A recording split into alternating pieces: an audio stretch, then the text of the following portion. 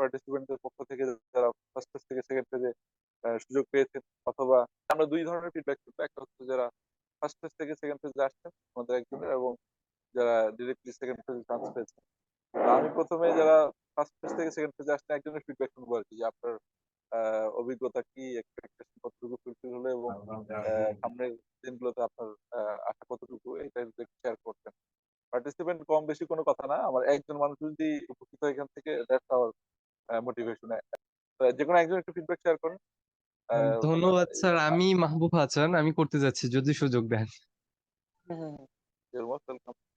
আচ্ছা, আমি হচ্ছে ফার্স্ট ফেজ থেকে আছি আলহামদুলিল্লাহ, এবং কোর্সের মাধ্যমে বেশ কিছু খুঁটিনাটি বিষয় শিখতে পেরেছি, এবং যেটা হচ্ছে মোস্ট মানে ইন্সপায়ারিং, যে আমরা একটা রিসার্চ প্রজেক্টে কাজ করার সুযোগ পাবো এই কোর্সের মাধ্যমে, যেটা আমাকে বিশেষ করে ইন্সপায়ার করে এই কোর্সটা কন্টিনিউ করার জন্য। যদিও ক্লাসগুলো একটু ধীরে ধীরে হচ্ছে নানান ব্যস্ততার কারণে, এটা আমরাও বুঝতে পারছি, এবং থ্যাংক ইউ স্যার আমাদেরকে সুযোগ করে দেওয়ার জন্য। আবু রায়হান, আপনি আপনার মোটিভেশন কি ছিল? আপনি আসলে প্রথম ফেজে ছিলেন না, তো সেকেন্ড ফেজে কিভাবে সিলেক্টেড হলেন, কিভাবে আমাদের লেকচারগুলো ফলো করতেন, এবং কেন মনে করলেন যে আমাদের সেকেন্ড ফেজ থেকে অবশ্যই কন্টিনিউ করা উচিত? আবু রায়হান। আচ্ছা, আমি 7 semester student, environmental science and digital management, 𝗂𝗏𝗆 science and technology university. আমি sir first semester exam, first ফেজের এক্সামটা মিস করি। পরে দেখি যে স্যার আবার ওই গ্রুপে সেকেন্ড ফেজের এক্সাম দেওয়ার জন্য চান্স দেওয়া হয়েছে, তো এক্সামটা দিলাম স্যার আর কি।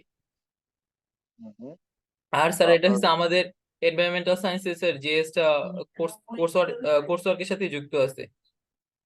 আর এখানে স্যার আমি ইউটিউব ভিডিও গুলো দেখছি স্যার, অনেক ডিপ মানে ফান্ডামেন্টাল বিষয়গুলো খুব ভালোভাবে বোঝানো হয় স্যার। এই জিনিসটা আমার খুব ভালো লাগছে। Thank you. বিশেষ করে যারা ভিডিওটা দেখতেছেন, কারো যদি মনে হয় যে না, আমি বিশেষ করে মাস্টার্স প্রোগ্রামের জন্য ভালো একটা ফান্ড হচ্ছে 𝗙𝗏𝗆𝗆𝗀 university, university, top rank university ওয়ার্ল্ডের, তারা প্রোভাইড করে। এই যদি কেউ যদি ইন্টারেস্টেড থাকেন, আমার সাথে পার্সোনাল যোগাযোগ করলেও আমি তথ্য দিয়ে রাখতে পারবো, এবং আমি একটা পিডিএফ অথবা একটা গাইডলাইন তৈরি করেছি, how to apply, how to 𝗙𝗏𝗆𝗆𝗀 programme. এটা সবাইকে হেল্প করি, বাট আপনাদের জন্য বিশেষভাবে আমি একটা অ্যানাউন্স করে দিলাম। তো সবার জন্য শুভকামনা রইলো। আমার জেনিফার আলম ম্যাডাম, আপনার কোনো অবজারভেশন অথবা ফিলিংস? আপনি তো শিক্ষক মানুষের মধ্যে সেকেন্ড ফেজে কন্টিনিউ করতেছেন, কুইজে অংশগ্রহণ করেছেন। জি, আসসালামু আলাইকুম স্যার। স্যার ভালো আছেন স্যার? জি আলহামদুলিল্লাহ। হ্যাঁ স্যার, আপনার সাথে কথা মানে বলার জন্য চাচ্ছিলাম আর কি। যাক স্যার, আপনি পিএইচডি তে স্যার এনরোল হয়েছেন, খুব খুশি হয়েছি স্যার। আপনার পিএইচডির বিভিন্ন সময়ের কথা আপনি আমাদের সাথে শেয়ার করেন, খুব ভালো লাগে স্যার। আর জিএস এর এই কোর্সটাতে স্যার এখনো আছি স্যার, এটা আল্লাহর কাছে রহমত, আর আল্লাহর রহমত ছাড়া কিছুই না। আর আশরাফ স্যার তো আছেন, তবে স্যার মাঝে মাঝে আপনি মানে আমাদের সাথে একটু যুক্ত হলে আমাদের ইন্সপিরেশনটা আরো বাড়বে। আর কোর্সের তো স্যার আজকে টপিক দেখালেন, বেশ কিছু টপিক আছে, আমরা ইনশাল্লাহ এখানে।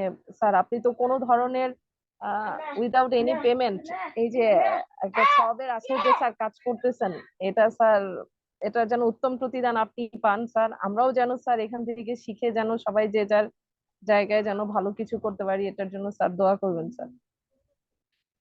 অবশ্যই ইনশাল্লাহ আমরা সবাই মিলেই আসলে চেষ্টা করলে ভালো কিছু হবে।